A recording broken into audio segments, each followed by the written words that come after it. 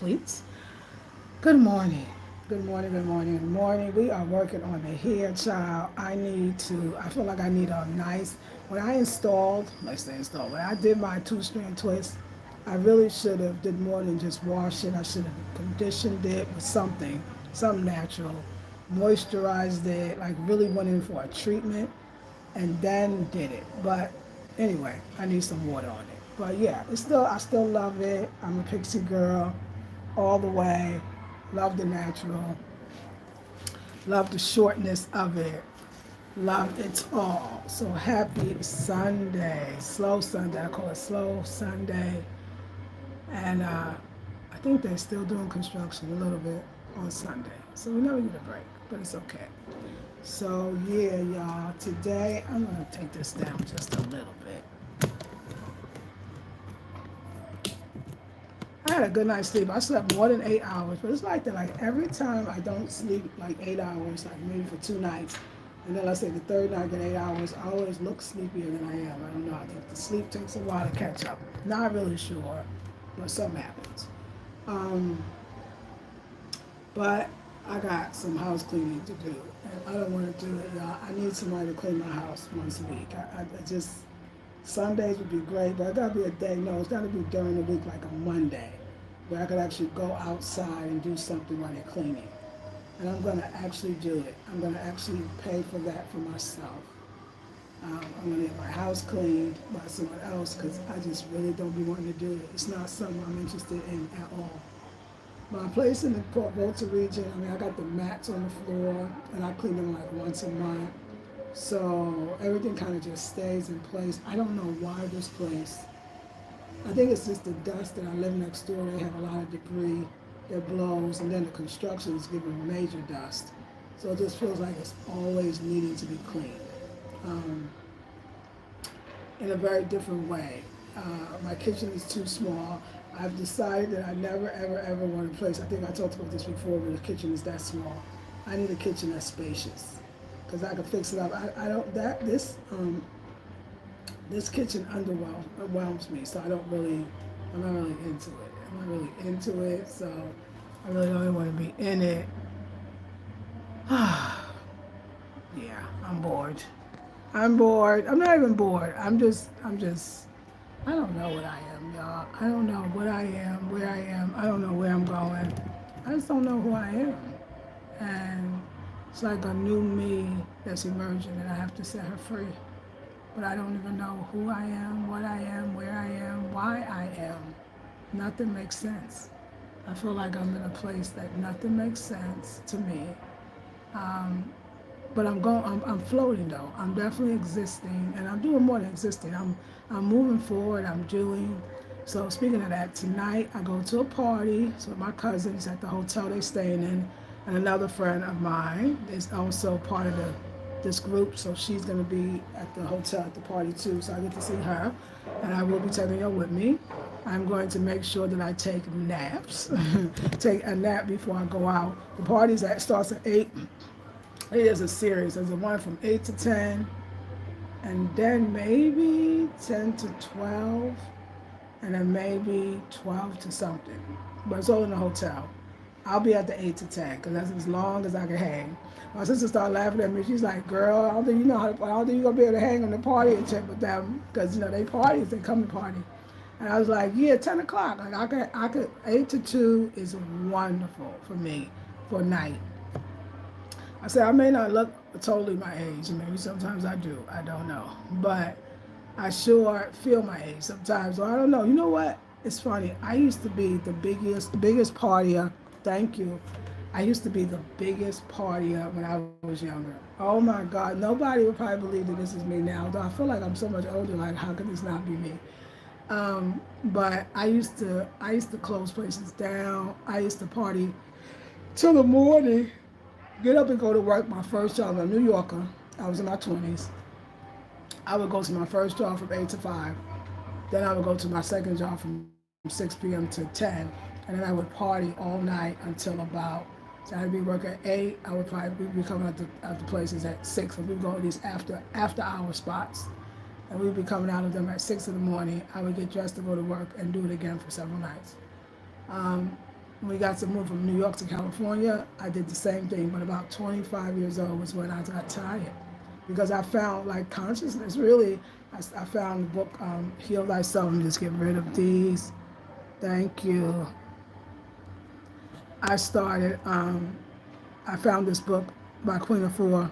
Okay, Jeremy, well, thank you so much for stating that. I remember that. This book by Queen of Four, Sacred Woman, not Sacred Woman, it wasn't Sacred Woman, it was Heal Thyself. And it was like I became a vegan then, but it was all this consciousness to it. And I don't know, it just kind of brought me back to myself. Shortly after that, I met my daughter's father, who was a Rasta.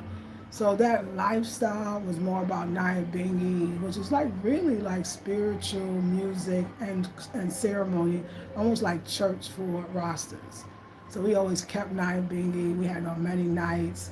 It was more about the consciousness and the gathering of the conscious community, our community. So it was just a whole nother life. Like it was like going from secular, I guess, to Christian, although I'm not a Christian at all.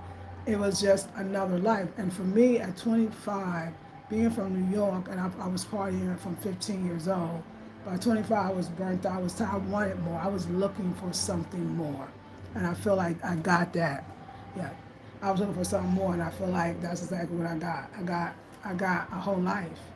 So it's very hard to turn away from that, or stop being that, because that's, I feel like, really who I was. I always was probably more spiritual when I was younger, but of course I was in an environment, I wanted to explore myself, and I really did. Thank God I never did drugs. I didn't even do weed till I was like 27 years old, so I met my daughter's father. So I think wine and hardly hard liquor, like, but still, I was a party girl, though. I mean, I want to make it clear that I definitely was a party girl. Just, I wasn't into drugs and heavy alcohol, nothing like that, but I partied. I did. And then, like I said, when I turned 25, I found veganism and culture and spirituality, which I was born into a spiritual home. My mother was very metaphysics, but metaphysics through like uh, channeling, feng shui, um, talk on reincarnation, big conversations in our house, spiritual house cleansing. So that's my foundation. Meditation, visualization, right? Metaphysics in general, esoterics, the paranormal. Like this was our lifestyle. And that's where I grew up. And then I got out and was doing other things, which I think was still part of it, because also my mom modeled, small modeling, but she modeled. She was a designer, right? So it was still this very creative, very free, Black Power too. Black Power, Black Panthers Party for self-defense. Like these were the people we were hanging out with, but then also the hippies, the Jewish school teachers that were like activists. And so my house was a very eclectic home, and I really am so proud of that way of living. Let's see. Thank you, Book Miss T, baby. I'm so glad you're here. Thank you. So that's really like my foundation. It's like spirituality through self-expression, spirituality through creative self-expression. Now, what a wonderful and amazing life.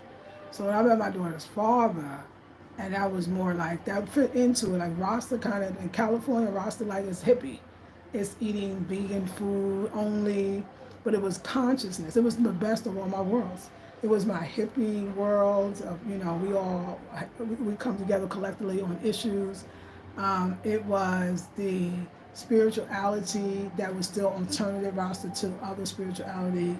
It was Black consciousness, which was my home. So it was like California, even hanging out with the white guy that I was with first, they loved hip hop, and it was true veganism on another level. When I was in California, I mean, I think they coined the term vegan. I think so. I'm pretty sure.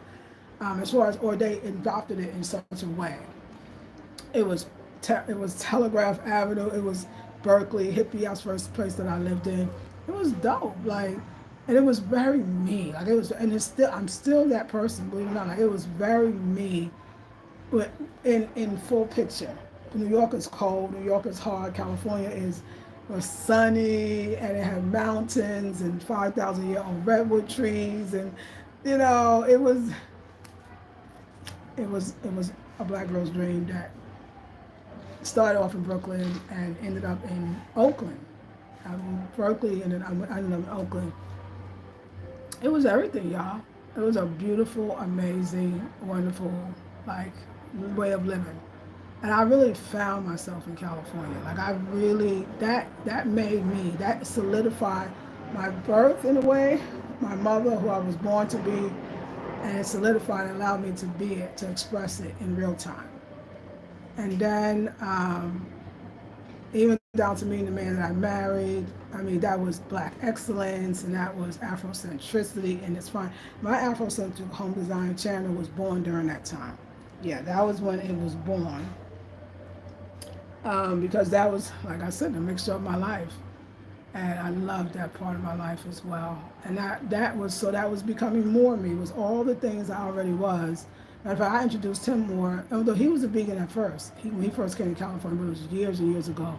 He hadn't been a vegan in a while. So I reintroduced him to veganism, because he wasn't a vegan long when he was young. And we had that. It was beautiful, right? So then I came to, but with my ex-husband, I was very much like, you see me shopping all the time and wearing these dope clothes. Yeah, we didn't feel like Afrocentricism, I'm gonna say, had to be everything African all the time, even our clothes. We enjoyed European cut clothes, and we enjoyed good quality clothes and boutique, unique clothes. I mean, I shopped at the Tibetan stores too, so it was very eclectic. I think that was more me. And I feel like that's what I'm kind of more returning to, that I am Afrocentric, that I am African inspired, that I am an African woman, but I'm a Black American African woman, and that's a difference. And being here for 5 years, I know that, and I'm good with that. Like, I'm happy about that. You know, I love that part of me. I never want that part of me to ever go. It is who I am. It is what I am. It's what I always will be. I am a Black American living in Ghana. I am an African American living in Ghana. And that I will never call myself anything else, because that's just the reality. And I think anywhere I live, whether we're Black American living in Asia, I'll be that still. And I never want to give that part of my culture up as defined by myself. You know what I'm saying? So it was really dope. It's really been a dope coming up. So now I'm in Ghana. I've been in Ghana for 5 years straight. March 9th, we almost there. And I feel like I want to go somewhere else. That is so me. Like, you know, my mother taught us and raised us to be our own people and to follow our own spirit and never to follow what everybody else is doing. She just abhorred it. She just could not. Y'all might think I'm crazy when she talk about the trendsetter thing, and it might sound like she's just talking about in our style of clothing. She meant and we were Adi Comfort, we were trailblazers. She encouraged that, like, follow your spirit. Now, don't do what everybody else doing. Everybody else going here. You don't have to do that because everybody else doing it. By the time they even started doing it, because we lived in Brooklyn, but let's talk about fashion. Brooklyn was 3 years behind Manhattan. Yes, a train ride away, but Manhattan, the city, was always ahead in the fashion, right? Now that social media came out and internet, now everybody's even more around the world. You can get the same trends at the same time. But New York was leading, and Harlem, not Harlem, but Harlem too, yes. But Manhattan was where the styles came from. So we were encouraged not to even dress like the Brooklyn girls. We would go to Harlem. We would go to actually not Harlem. We would go to the Village, which was in a class by themselves. Now they trendsetters, but they were like really in a class by themselves. So just think about growing up in a family, a house that encouraged individuality, encouraged not following everybody else. That was the probably biggest thing that was, hey, Empress T, the biggest thing that was drilled, Miss T, baby, I'm gonna let you get the people, I'm sorry. That was drilled into our heads. So when y'all see me being here when nobody else was really here, like, you know what I'm saying? Or there or anywhere, like, I mean, can you imagine the first place I'm leaving in Brooklyn? I'm living in the projects at this point.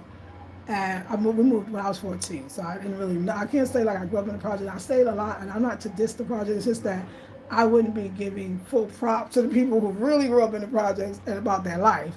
I ain't know nothing about that dang life. I mean, as a matter of fact, we would walk 15 more blocks to our old neighborhood every day. And then when I lived there, I hung out in the Village. And so I don't, but I did actually my first boyfriend. He didn't live in the project, but he lived up the street from the projects, but I met him still in my project. Some of the greatest men and brothers. My second boyfriend, okay, was he my first? Technically, yes, but he didn't live in the project either, but his sister lived in the project.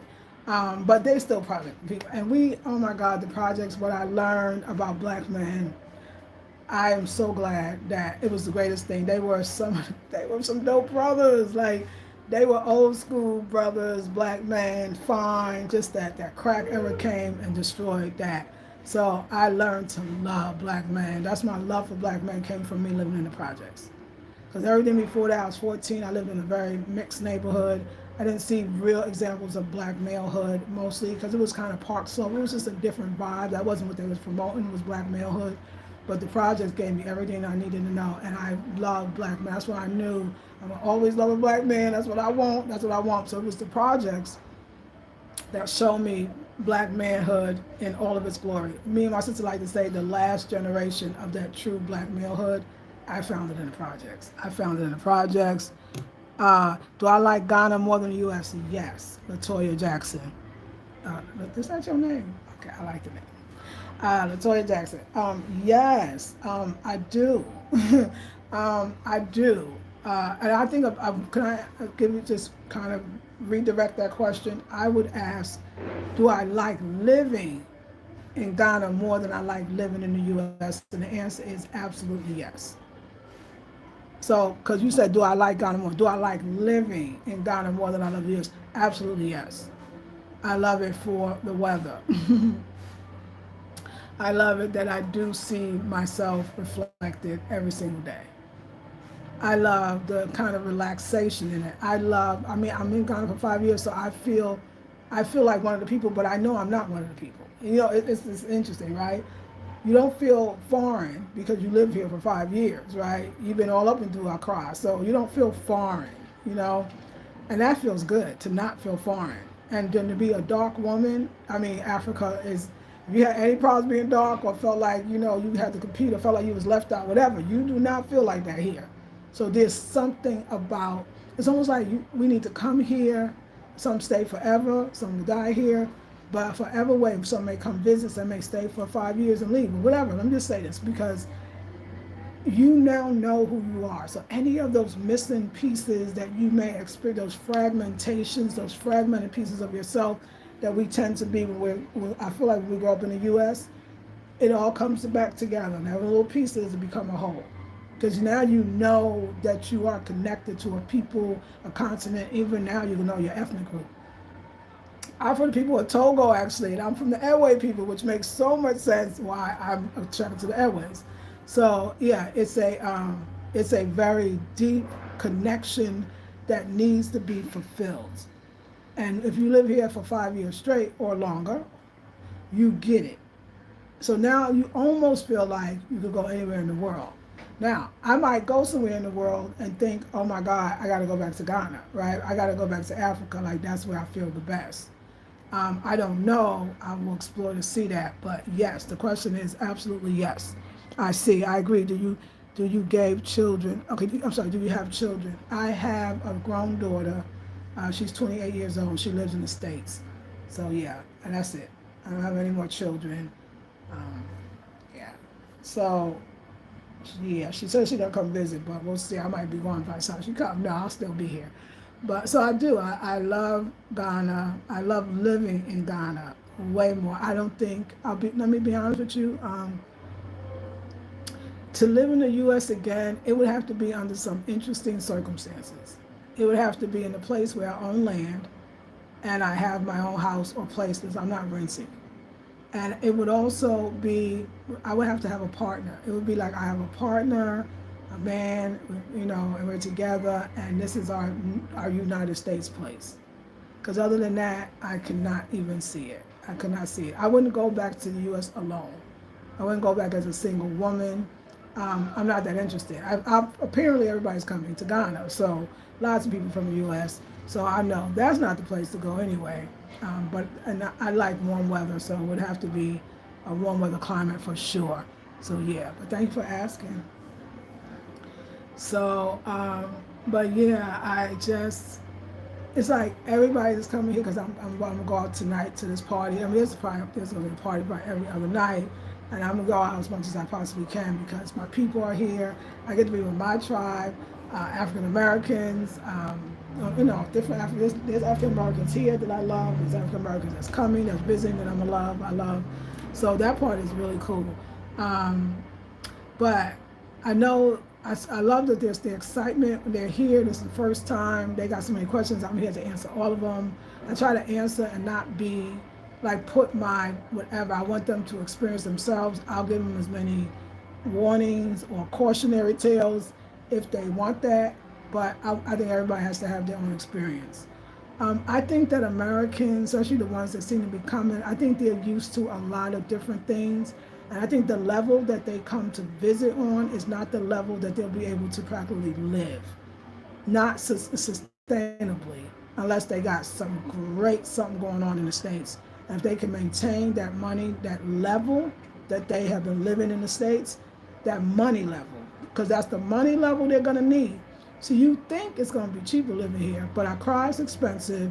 And if you want basic amenities, running water, running hot, running cold and warm water, hot and cold running water, lights on consistently, trash disposal, gyms in the building, amenities of some sort. Then when you go out, you want to go out to these higher end places to eat, higher end places to drink. You want to go to all the parties and all the events and all the mixers and all the stuff. Like you'll get lost because you would think like, oh, I could live even a higher life here, and that higher life will cost you. So other things too, the reality that it's not America, but it's going to take your mind a long time to shift from that. I'm not talking about 1 year. I'm not talking about 2 years. I'm talking about 3 to 5 years. The 5 is when you finally get you're not in Kansas anymore, and you still will never be able to fully shift to me. Maybe you will. Maybe 20 years. Maybe you will. Depending on how you socialize yourself. You'll never be able to fully shift because you're not that. You are you. And I feel like if you could just come in knowing that, with respect, of course, but honoring who and what you are and knowing that you don't have to come and be other people. Again, my mama, be yourself. You come to share. People are more intrigued by you. Like I said, when I used to travel, and I remember staying at Airbnb, the one in Colombia, and the guy, the Colombian, he used to rent out his rooms. He had 3 rooms, but he didn't even stay there. It was his apartment, but he would go somewhere else. And so every time I would be in my room, and I was thinking I was there for a week, and I would wake up, and every day would be a new person in the next room, right, and another person in the other third room. So I was meeting people from Peru, I was meeting people from Argentina, I was meeting people from, and throughout all of my travels, I would meet people from all over the world. And none of us was trying to be like each other. We were bringing ourselves, and that was what was so exciting about being and traveling, was to meet people and have a different way of thinking, a different perspective, to see how other people live. Like that was, to me, the joy of traveling, right? When you live somewhere, sometimes you think you have to be like the people. You'll never be like the people. I think you should be yourself. And you should love yourself. You should love your own culture. You should love, just like they love theirs. And then you should learn from, and they can learn from you. It's like something more to share. The moment you become like everybody else, then you're not special. And where you come from is not special. You have nothing to teach. You have nothing to share. You have nothing unique about you. So me being here for 5 years straight, being myself is the best thing I could be. Because my mother raised me to be respectful to others, to learn about the places and the people that I am. Like, it's so much more. You don't have to co-opt another person's culture. You never will be to do it anyway, So I think when they show Ghana on these vlogs, they show, you see the party and the high-end places. I promise you won't be able to stay at that moving pic every single day. You will not be able to do it. You will deal with real stuff. And it's not cute. It's not trendy. It's not the next place to be. And I think people are going to find that one out real quickly. That this is still a developing country. That it still has infrastructure issues. And Black Americans, especially certain kinds of Black Americans, you are used to a whole nother way of living. You're used to a whole nother way of living. So I think that let's see if this will live up to the 15-minute videos on YouTube, the reality. And then there's these intricacies of relationships. And I watched this kid, she said, well, tell me about the man, girl. I'm coming for the man. I'd be like, oh, girl, don't come for the man. Like, I just wonder what Ghana's going to look like once all of, not so much even just the diasporans. I think the diasporans are sticking out because we are coming loud and proud. The other cultures have already been here. They're coming for business and quiet. They're quiet when they're coming in. They're coming in for that. How's the job market going? There is no job market in Ghana. You're not coming here to get a job. See, this is what I'm saying. This is not the United States at all. If you don't already have money coming in from the States or some other place, if you're not working for some foreign country that you got hired from that country, if you're not, and most importantly, if you're not starting your own business, then there is no job market. The people can't even find a job. I mean, the thing about it, we're coming here to take the jobs away from the people. I mean, you're not gonna get paid. I mean, a nurse might get paid 800 Ghana CDs, which is about 80 CDs a month, $80 a month. You can't live off $80 a month. They're not getting, I mean, a teacher might not get 1,000 CDs, which is less than $100 a month. That's what I said. They make Ghana look like it's all this high industry, but in reality, the people suffer though.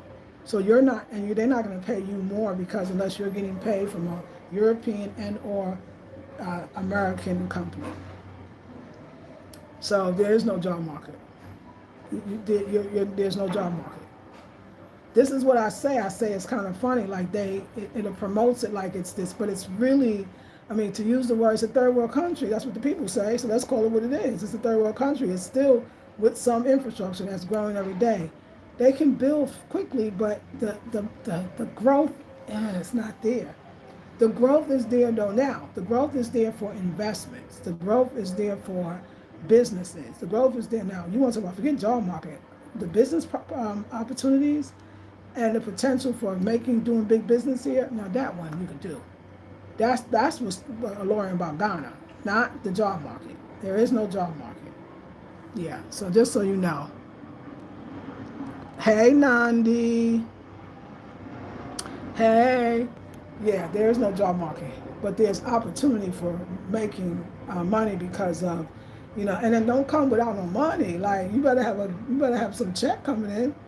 You better have some check coming in. You better be working online already. Like those are the people that's gonna make it. The ones that say, "Oh, I saw somebody on somebody's channel that came out 2 days ago. She says I have $30,000. Will that be enough in Ghana? You mean $30,000 period? You mean that is with all of your savings? Enough for what? To live for the rest of your life? Hell no. Hell no. Like I mean, is that all you got? Like I'm just saying that. I mean, that's all you want to come with that because there's no job. You're not gonna go get a job and sustain yourself. Even working here, I mean, the infrastructure, the driving, the roads, the heat, the culture, the language. Even though they think English is the official language, they speak their local languages. I mean, I don't know how people. Sometimes I hear the questions and I just go, my God, what do people think this is? But it's the videos that's kind of misleading. I saw the same video, somebody said, oh my God, I can't wait to be a part with the people. I can't wait to go in the markets. And I can't wait to be around the local people. And I just kind of, sometimes part of me be like, them people don't see you like that. These people don't see you like that. They see you like, oh my God, we're about to raise the roof on this mother effer. We're about to charge them when we can't charge them no more. I'm saying come with the reality and then have a great time. Don't come with this, we're going to love us because we're all black. It's not that. That's not what it is for them. And it's not that that's wrong. It's not the conditioning. And I'll give you the same blog. People ask, okay, the schooling, because I guess, people want to bring their children. They say, is it just the colonialism type education? Or is it black history? Do they learn that? Do they learn a more African-centered history? And all of the names get mad. We're like, why are you worried about that? Leave that over there. Like, they don't even want to know. Your kids are going to learn very European constructs. They don't have that. Now you can open that. Now you can have a school like that. And I think that some diaspora is going to be great to do that. So many diasporans want a different education. And so many great, amazing teachers, professors that are African American. And I think that the school system will change because you can create your own. You can create your own. So, like I said, I would see Ghana. If you come to Ghana, look for opportunities. Don't look to be a part of what's already here. What's already here is broken. What's already here is not even working for the people. How's it going to work for you? And most people, when they come, though, don't worry. When you come, you'll start seeing all the ways. I think what's going to happen in Ghana is that, because I see it in the Cape Coast, I think that the diasporan communities will support the diasporan communities, the diasporan businesses and whatnot. And I don't think there's anything wrong with that. Maybe 5 years ago, you would have asked me, I would have said something different. I don't think there's anything wrong with that. We do support each other. So if somebody opens up a school that is more realistically a worldview, learning about different cultures, learning about different markets, learning about not this rote, you repeat after what I say and then the student says the same thing. You know, I know that the school system will change, but it won't be part of the system. And that's what's so wonderful about Ghana. You can create your own system in a way. You don't have to be a part of a system. You can create your own schools. You can create your own curriculum. And like I said, with all the amazing teachers, black teachers that we have in America, it's going to be great. I think the people that's going to patronize you is the other diasporans. And if the numbers come in the way it is, there's going to be some thriving communities. I'm telling you that the Cape Coast is interesting. A lot of people that's there, a lot of diasporans are there having businesses, and the diasporans support those. But there's even the names that's so smart in the Cape Coast. They know we like organic food, so that's what they sell. They sell our kale, our arugula, our bok choy, you know. They know that let's say they have a bakery, they know that we don't want the sugar or the this or the that, and so they cater to it. They know that we like certain kinds of foods and the vegan, so they cater to that. I mean, to the point that that's all that they have. So the Ghanaians are the Ghanaians that are going to be smart. See, the Fonte people of the Cape Coast, that's where the slave dungeons are. So we've been coming back and forth there for a long time. But I believe that is going to be a wonderful thing that Black Americans or diasporans, whether you're from the Caribbean, the UK, they're going to win, but it's going to be their own diasporans supporting them in their businesses. So come with a business idea. Or don't come with a business idea, come to visit. Come to visit and then see what you feel like is needed and see where we are, because we are going to be the ones that's going to support each other. Big support for each other. We have to. The business that we want to do, it wouldn't really cater to the Ghanaians. We would never make any money because there's a certain income here so they're not going to be able to afford the things. The things that we think we want to sell, they don't even need, they don't use it. But it would be smarter to say, wow, all these diasporans here, what do we have missing? Oh, it'd be a ton of things that's missing. And if you can get those things to us, we're going to buy it. So that's how that go. No job market scary. Many think moving there would be a savior. Research studies, yes. Nandi, yes. When I hear it and I see it, I'll be like, oh my God, I know this Trump done got people feeling, and I just look and I just go, oh my God. And then the videos show it, like those, so it's the illusion of it, editing and showing only the best and putting the music behind it, showing the pretty girls and the handsome guys. It's like, y'all. People are like, so can I live? Okay, I'm going to be a part of. And they talk about the fresh fruits and vegetables. GMOs are in Ghana. Half this fruit is being sprayed.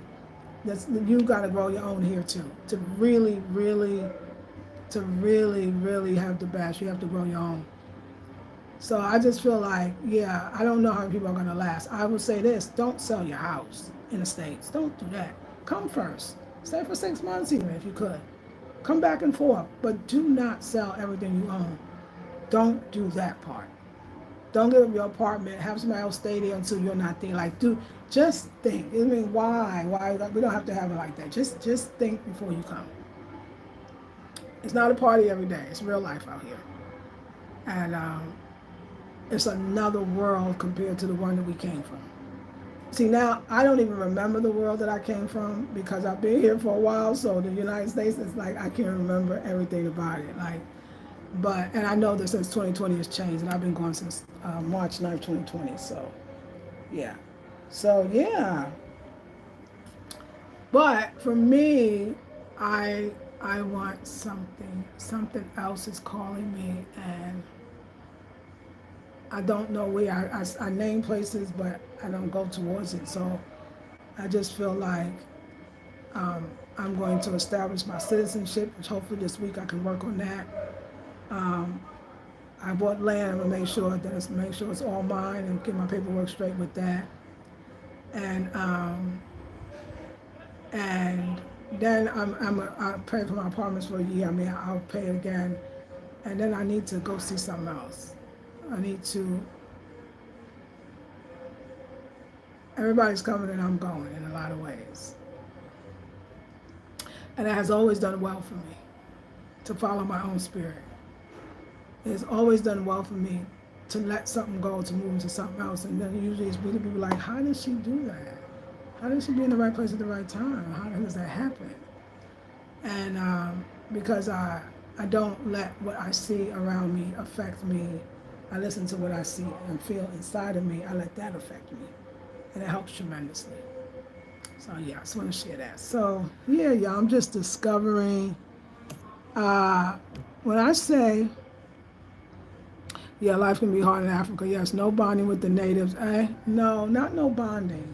I'm not saying you might not bond. I don't know. I mean, you might bond. I'm saying that, it's interesting. This is something that I'm going to say is interesting. When people go to Asia, they don't expect Japanese, everybody knows Japanese culture could be very lonely as a foreigner. Because they don't have no problem being in their culture. And they don't care to know your culture as much because you're in their country, so this is their culture. And you wouldn't get mad if you don't bond with them. You wouldn't even get mad. I guess we expect more from Africa because we are looking at the oneness in color. They don't look at it that way, and I don't know. I guess I'm not in America, so I'm trying to be American like I remember so that I can say this to somebody and they understand. Bonding is based on some likeliness. What would you bond on? Let me throw the question back at anybody here. What would you bond on if it's a likely? What likeliness do you have? Because I'm gonna tell you now, color of the skin is not the likeliness that they see. Throw that out. What likeliness do you have? Do you eat the same food? Do you speak the same language? Do you have the same customs? Do you have the same culture? Do you have the same reality? Do you have the same way of life? Tell me what you're bonding on. Because if it's just skin color, stay in America because that's where you can bond on it. So bonding, that's the thing. Usually you can bond with anybody, and it doesn't even have to be somebody your color. You might really have the same upbringing. You might went to the same schools. Those are bonding, something that connects y'all to each other. What would connect you to Africans except for the fact that you are the same exact color? So if you take out the color thing, then you just have to get to know the people as they get to know you. You want to form genuine. People talk about forming genuine relationships all over the world. I watch a vlog where her sister's in Vietnam. Yeah, every time, but she's always in a new country, and that's always a conversation of finding people you can form genuine connections with, which could be a Vietnamese, it could be a German, it could be. Don't let the color don't let it stop you from bonding with anyone, to be honest, because Ghanaians certainly don't. So they don't necessarily bond with you because you're black and they're black. That's not, if we can get that out of our, that's why I said the things about the American way of thinking, it's about to be blown out the water. And it's hard to, hello, Max, that's true. Yeah, so I think that makes it hard for black Americans because I don't think you're not going to bond. I think you can close bonds towards anybody. I don't think they're just seeing you the same way you're seeing them. They have not had a shared experience that you've had. They have not been taken from their country and brought over during the transatlantic slave trade. They have not. So what I don't think they see us in that same way. If you want to really know, they see us as white people. We talk like it, our English, we don't know any other languages, not none of theirs. We can learn it though, which is probably helpful. No, I said don't come for looking for that. You got to find that. You got to make, but I think coming back to Africa can give you that connection without having to force it. Just by being on the continent, stepping foot on the soil. If for those going to the dungeon, that could help you too. But I feel like we're just this, and I can see that it don't work. It's not registering for a lot of people. It's like they don't. We're all the same color. What is that? And that's the thing that America makes us think that every way we think and every way we are, what we believe is the right way. And everybody thinks like us, right? Because we're American, right? No, people don't know. There's going to be a lot of educating that'll never really happen to say, like, just because black Americans come from America, they're rich. They're really not. But then you have to look, well, what is rich? Well, you get to do all the things they can't do, so maybe you are rich. Then you have to start looking at this whole idea of wealth. You know, it's a whole nother thing. And I don't think we want to really be honest with ourselves. But yes, are you going to feel better being around black people? I believe you will. So it's not what they can give you, it's what Africa can give you. It's what Africa does for you on an individual level. Yes, hey Clydell, that is a whole book. Thank you, goodness. I know it is a whole book, and I gotta write it. I'm glad you said that though. I gotta write it. I gotta write it because I cannot explain it. Because I know there's no job market. No, there's no job market. These are third world countries. Do y'all know what third world even means? I know nobody wants to use that word, but we gotta use it so you can see it separates the world that you come from. I told you the salaries a month, 600, 800 CDs a month. That's $60 to $80. It's actually less. It's $50 a month. Can you live on $50 a month in the poorest place in the United States? You cannot. You cannot. And they can't either. That's the sad part. They can't either. They cannot do it either. It's not because it's wrong. You know, we're coming over here enjoying our wonderful selves and people are living in squalor. How do you think they're going to feel about you? They don't look at you as a brother. Their brother can't eat. Their brother is not making the money. They ain't gonna look at you as a sister. Their sister is their sister is doing things she got to do to get money. That's not you. You're not their sister. You staying in the best hotels, and when you're not, you living in the best neighborhoods. And when you're not, you're buying things and say, "Oh, it doesn't matter the price. I'll buy three because it's so your dollar's going further." You can't be the same when you don't even come in economically as the same. Like, I get why they feel that way. When you live here, it makes sense. We're looking like we got it going on. The things we do, the things we throw away, they would be taking out the trash and getting the fix and using it. To them, we waste money. You know what I'm saying? To them, we waste money. I mean, I can't even explain it, but you're not going to come here and say, I'm going to live in the ghetto of Ghana. You're not going to do it. You wouldn't survive, first of all. So these disparities are so obvious. You know, yes, you can hang out with nothing but rich Ghanaians. And guess what? Rich Ghanaians is like poor Ghanaians. They all work a lot. So this idea of you leisurely hanging out is not going to even happen because most Ghanaians got to work during the day to have these fancy parties at night. And not like we're sitting around the pool every day and everybody's just making money and nobody's working. It doesn't work like that. You're blessed to have an online work. If that's what you're doing online work, then you're blessed. They're not. They're working. They're figuring it out. Yeah, it's going to be a lot of illusionary pop bubbles out here. Oh my God. But yeah, I need to write in a way to try to explain the complexities. And I know being American, I don't even remember all of being American because when you leave it, you forget it. You have to because you have to adjust to where you are. So a lot of your Americanness, you kind of got to let go of, but you can't let go of it all. You can't let go of the fact that you're not going to drink the pure water in the plastic bags. You're going to drink the bottled water. You know, you can't let go that you're gonna think you're gonna want to live in a place that has running water. And if you can have hot and cold running water, that's gonna be reality. You're not gonna want to live the other way. You're gonna have to live with the fact that you want your lights to stay on, so somebody better have a generator. Okay, you know, I mean, the reality of what you think Africa is not a color. It's an experience, and it is an experience that you have never had. It's not a color.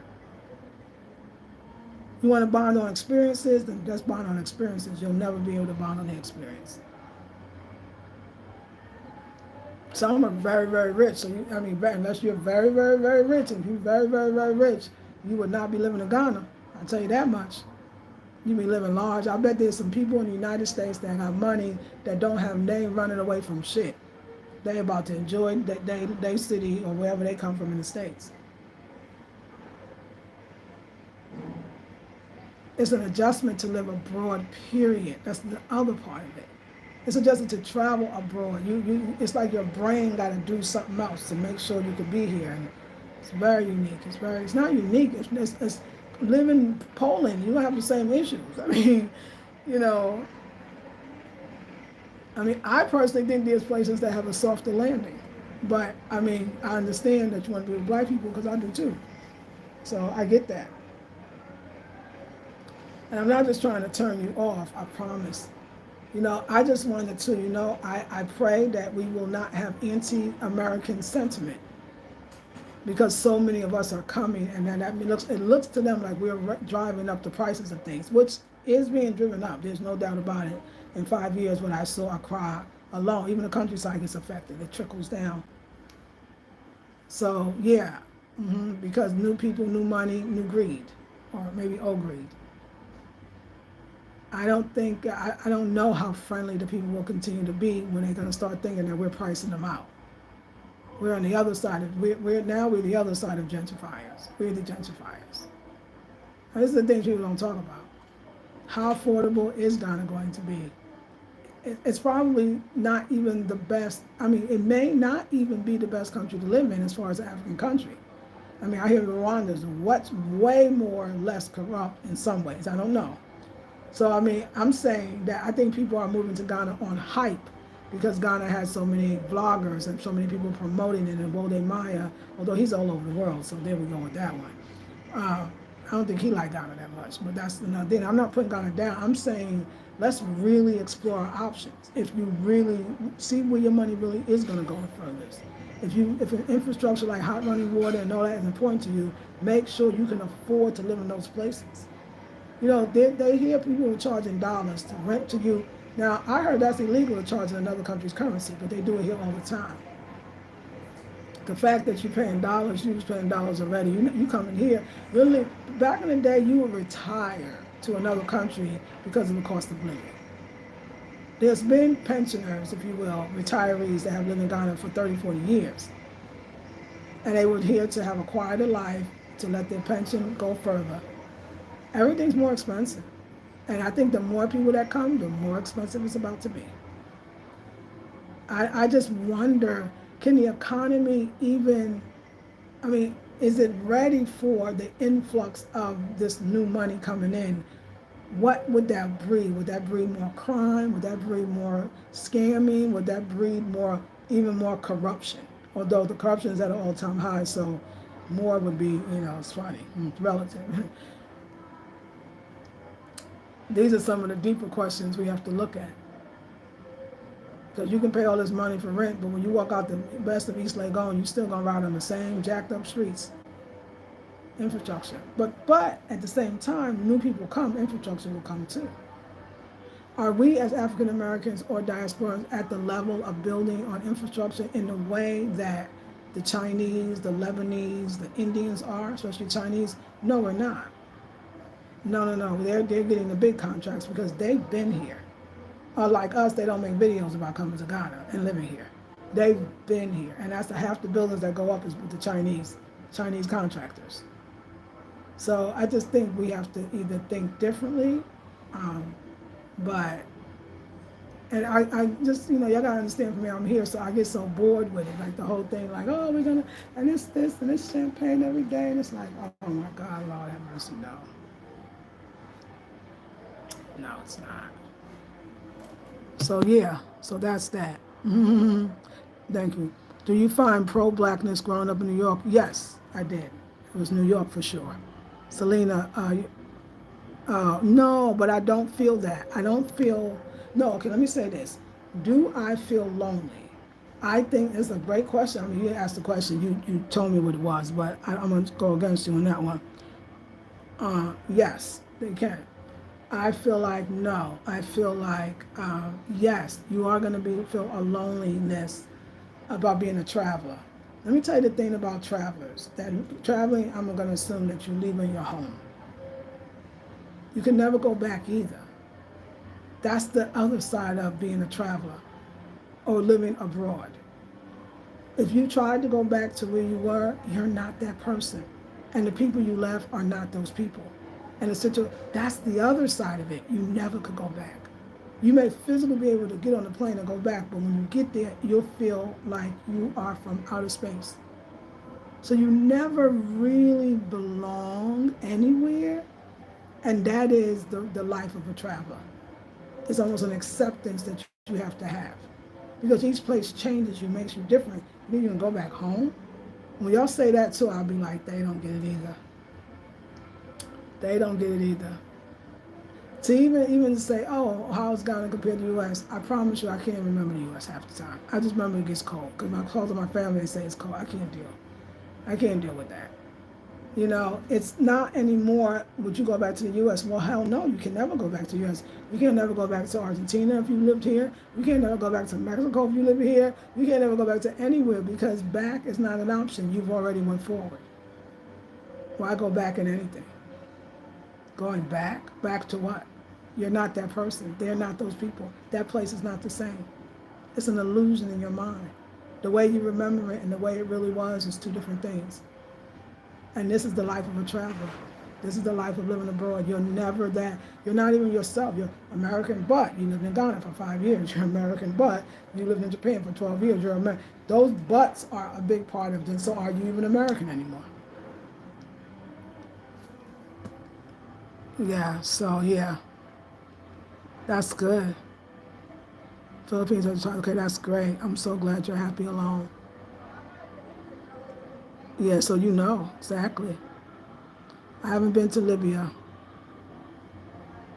Oh, really? I didn't know. Oh, you mean Liberia? I think you mean Liberia. I think that's what you were spelling. No, but I'm not. I don't think I'm interested in Liberia. It never came up to me, so I don't know about Liberia. I think for me, I just would love to see other places too. I'm black. I know I'm black. I'm in Africa, so I got that part. I would like to visit other places. That's even off the continent. Yeah, that's how I feel. So, but thank you. But yeah, I think that this is a deeper conversation. I think that I should probably have it with some maybe another, I don't know, like you said, Clyde, I don't know if you really were saying write a book, but I do need to write it down so that the people that want to really understand it will actually get it. But the concept, the way, when you're in America, like they teach us that we are the most intelligent, the most educated, the best and the greatest. And when you realize that when you go leave America, you realize, oh no, our people it messed us up to think of ourselves only from our perspective of America. It's really messed us up because we're going to have our bubbles busted in so many ways. Everybody don't want to be us. People might want to be where we are because it's all about the better cost of living. But ours is this different kind of sickness, I call it. Some people have never lived abroad, and now they all of a sudden going to move abroad. I mean, it's just to such a country that's still growing. Growth takes time. It's not something that happens overnight. So yeah, those are my questions. Is it going to be anti-American sentiment? Or what? How safe will that be? How many people that's thinking they're going to come stay here and live is really going to stay and live? What is the reality of the relations between Black Americans and Ghanaians? It's a lot. It's a lot. And then, me as a person, like I try to, I look at them, they just coming off the plane and I just go, they don't want to hear my 5-year experience. I'm taken away from the illusion. But later on, they'll remember what I said. So I try not to, if nobody asks me the question, in my channel, I say what I want. But if nobody asks me a question, I say nothing. If they say something, I might correct them and say, oh, well, you might want to look at it this way. You might want to look at it this way because, this is why the Ghanaians could feel that way. You might want to, most of them is going to come. They're never going to see the other side. They're never going to see the side that they will have to see when they live here. They can somewhat avoid it, but they won't be able to totally do it. So it's just a lot. You know what? Why you think I follow a guy? What guy? No, I never followed a guy. I came to visit with my sister friend who had a Ghanaian family that she knew for 25 years, and that was it. There was no guy. She ain't got no guy. Like, I'm 57 years old. I'll be 58 in August. So I wasn't following no guy. I was following spirit.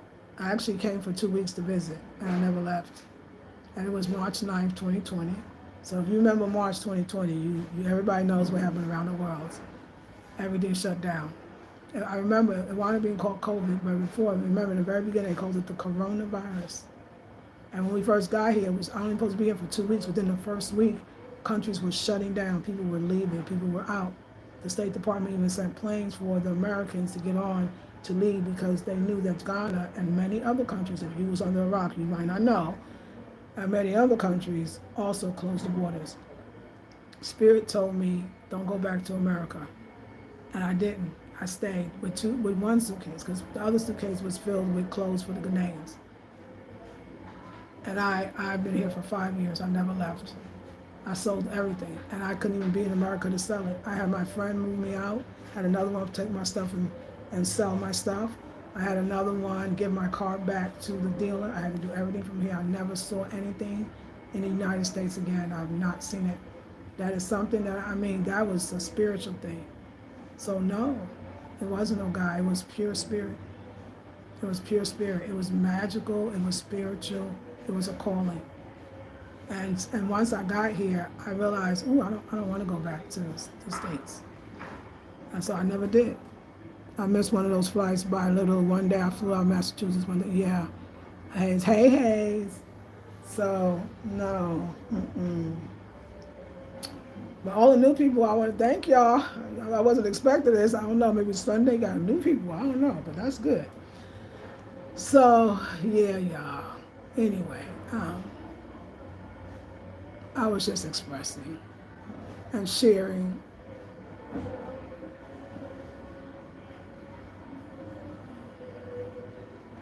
I'm sorry I hesitated. A lot of times that spirit talks to me. This is called the High Elevation channel, so you should check that out too before you get on the channel. Say, but this is a High Elevation channel. Just so you know where you are, because there's a lot of channels that will just talk about Ghana, and y'all could just be Ghana every single day, all day long. But this is the High Elevation channel. Just want you to know, because I know people don't know. Hey, is that PJ set you bought the other day? Yes, the color's gorgeous. Isn't it gorgeous? Champagne, looking relaxed and rich on a budget.